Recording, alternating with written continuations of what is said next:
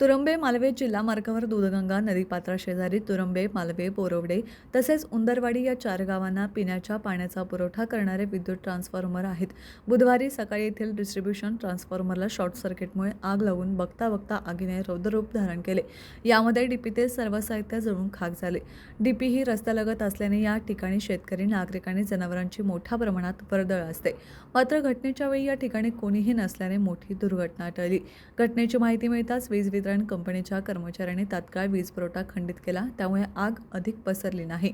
वीज वितरणचे कर्मचारी विकास जीवतोडे, अभिजित चौगुले, यश जितकर, पांडुरंग धुमाळ यांच्यासह ग्रामपंचायत कर्मचाऱ्यांनी प्रसंगावधान राखत तात्काळ उपाययोजना केली. ट्रान्सफॉर्मरमध्ये गंभीर बिघाड झाल्याचे निष्पन्न झाल्याने तो पूर्णतः डीपी युद्ध पातळीवर काम करत एका दिवसात नवीन बसवण्यात आला. त्यामुळे 4 गावांचा पाणी प्रश्न काही दिवसांसाठी खंडित होण्यापासून वाचल्याने ग्रामस्थांकडून महावितरण कर्मचाऱ्यांचे आभार व्यक्त करण्यात आले.